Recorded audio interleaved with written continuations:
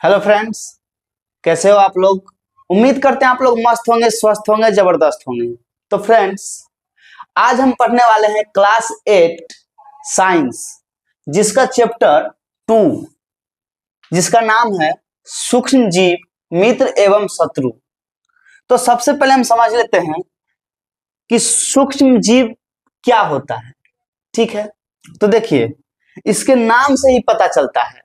सूक्ष्म, सूक्ष्म का मतलब होता है छोटा, इसका मतलब होता है छोटा, और जीव का मतलब होता है कोई सा भी जीव, यानी कि छोटा से छोटा जीव, जिसे हम कहते हैं सूक्ष्म जीव। ठीक है, तो देखिए, सूक्ष्म जीव बहुत ही छोटे छोटे जीव होते हैं, यानी कि बहुत ही छोटा छोटा जीव होता है। इन्हें हम नंगी आंखों से नहीं देख सकते हैं, यानी कि जो खुली आंखों से हम इन्हें नहीं देख सकते हैं। इन्हें देखने के लिए सूक्ष्मदर्शी की जरूरत होती है, यानी कि माइक्रोस्कोप की जरूरत होती है, जो छोटा से छोटा चीज को दिखाई, मतलब छोटा से छोटा चीज जिसे हम देख सकते हैं। ठीक है, यानी कि उदाहरण समझिए कि पानी में छोटे जीव, सड़ी हुई चीजों पर फफूंद, यानी कि पानी में देखिएगा कि छोटा छोटा जीव रहता है, तो कुछ जीव जो थोड़ा बड़ा हो जाता है वो हमको दिखाई देने लगता है। यानी कि आप कोई नाला उला में देखिएगा कि एकदम छोटा छोटा पिलुआ की तरह जो रहता है, वो छोटा छोटा तो आपको तैरते हुए नजर आएगा। या फिर सड़ी हुई चीजों पर फफूंदी, यानी कि पाव रोटी हो गया या कोई भी चीज सड़ गया, उस पर फफूंद की तरह लग जाता है, तो उसमें भी सूक्ष्म जीव रहता है। और पानी जो है, तो पानी में इतना छोटा रहता है कि हमको दिखाई नहीं देता है, लेकिन जैसे ही थोड़ा सा बड़ा हो जाता है तो हमको दिखाई देने लगता है। देखिए, ये कहाँ कहाँ पाए जाते हैं, जो सूक्ष्म जीव होते हैं कहाँ कहाँ पाए जाते हैं। तो देखिए, ये हर जगह होते हैं, हवा में, मिट्टी में, पानी में, हमारे शरीर में, यानी कि ये हर जगह होते हैं। ठीक है, तो इसके बारे में थोड़ा और हम डिटेल्स पढ़ते हैं। ठीक है, तो फ्रेंड्स, सूक्ष्म जीव क्या होता है उसके बारे में तो हम समझ लिए थे। तो अब हम समझते हैं कि सूक्ष्म जीव के कितने प्रकार होते हैं, या फिर सूक्ष्म जीव कैसे दिखते हैं। तो देखिए, सूक्ष्म जीव के मुख्य रूप से 4 प्रकार होते हैं: जीवाणु, कवक, प्रोटोजोआ, शैवाल, यानी कि इसके टोटल 4 प्रकार होते हैं। ठीक है, तो बात करते हैं कि सूक्ष्म जीव कैसे दिखते हैं। तो देखिए, कुछ गोल, कुछ लंबे, कुछ अजीब प्रकार के होते हैं, और जब हम इसको माइक्रोस्कोप से देखते हैं तो ये हमें चलते हुए नजर मतलब दिख सकता है माइक्रोस्कोप से देखने के बाद। तो अब सबसे पहले हम समझते हैं कि जीवाणु क्या होता है। तो चलिए, इसको हम थोड़ा और डिटेल में पढ़ते हैं कि जीवाणु क्या होता है, कवक क्या होता है, प्रोटोजोआ क्या होता है, और शैवाल क्या होता है। इसको थोड़ा हम डिटेल में पढ़ लेते हैं। तो फ्रेंड्स, चलिए अब हम सबसे पहले समझ लेते हैं कि जीवाणु क्या होता है। तो देखिए, जीवाणु को बैक्टीरिया बोला जाता है। ठीक है, ये एक कोशिकीय होते हैं, यानी कि ये ऐसा एक जीव होता है जो एक कोशिका का होता है। ठीक है, हर जगह पाए जाते हैं। जो बैक्टीरिया होता है हर जगह पाया जाता है, यानी कि पानी में, मिट्टी में, शरीर में, यानी कि हर जगह बैक्टीरिया पाया जाता है। तो इसका मतलब ये नहीं कि हर जगह बैक्टीरिया पाया गया है तो हर जगह हमारा नुकसान ही करे। ये ऐसा होता है कि कुछ हमको नुकसान भी करता है और कुछ हमको फायदा भी करवाता है। तो देखिए, कुछ अच्छे होते हैं, जैसे जैसे दही बनाने में मदद करते हैं, यानी कि जब भी हम दूध से दही बनाते हैं तो बैक्टीरिया यानी कि जीवाणु के कारण ही दूध से दही बनता है।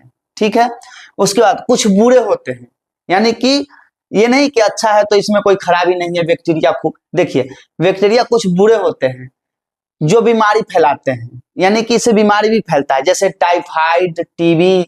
तो बैक्टीरिया बीमारी भी फैलाता है और कुछ हमारे फायदा में भी आता है, जैसे दही बनाने में, यानी कि बैक्टीरिया के कारण हम क्या करते हैं, दूध से दही बनाते हैं। तो चलिए हम थोड़ा आगे समझ लेते हैं। तो फ्रेंड्स, चलिए अब हम कवक को समझते हैं कि कवक क्या होता है, जिसको हम फंगस बोलते हैं। ठीक है, यानी कि फफूंद बोलते हैं, उसी को कवक बोला जाता है, फंगी बोला जाता है, फंगस बोला जाता है, सब कुछ उसी को बोला जाता है। ठीक है, तो देखिए ये पौधे जैसा दिखते हैं, यानी कि ये जो है वो पौधे जैसा दिखते हैं लेकिन पौधे नहीं होते हैं।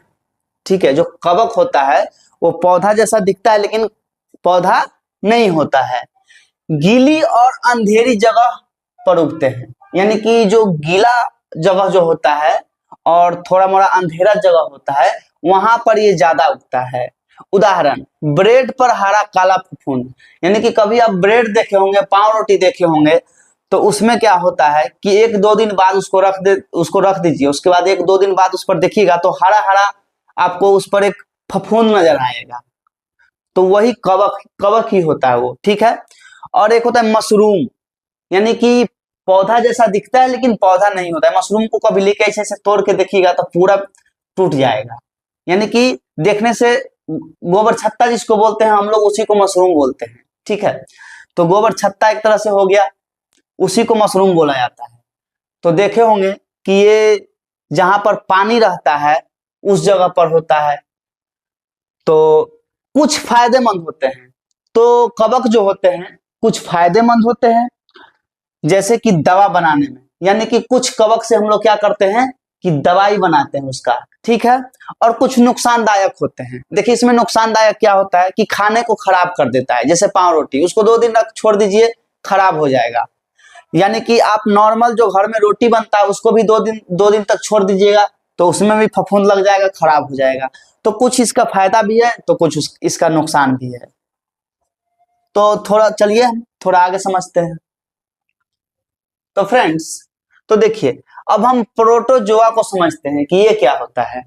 तो देखिए प्रोटोजोआ ये भी एक कोशिकीय जीव होते हैं, यानी कि इसका भी एक कोशिका होता है। ठीक है, पानी में रहते हैं, जैसे अमीबा, मलेरिया का जीव।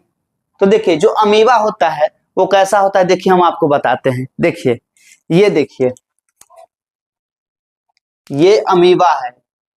ठीक है, तो वो पानी में रहते हैं। ठीक है, और मलेरिया का जीव देखिए ये शरीर में जाकर बीमार कर सकते हैं, यानी कि जो प्रोटोजोआ होता है ये बीमारी उत्पन्न करता है। ये हमारे शरीर में जाने के बाद हमारा शरीर को क्या करता है, बीमार कर देता है।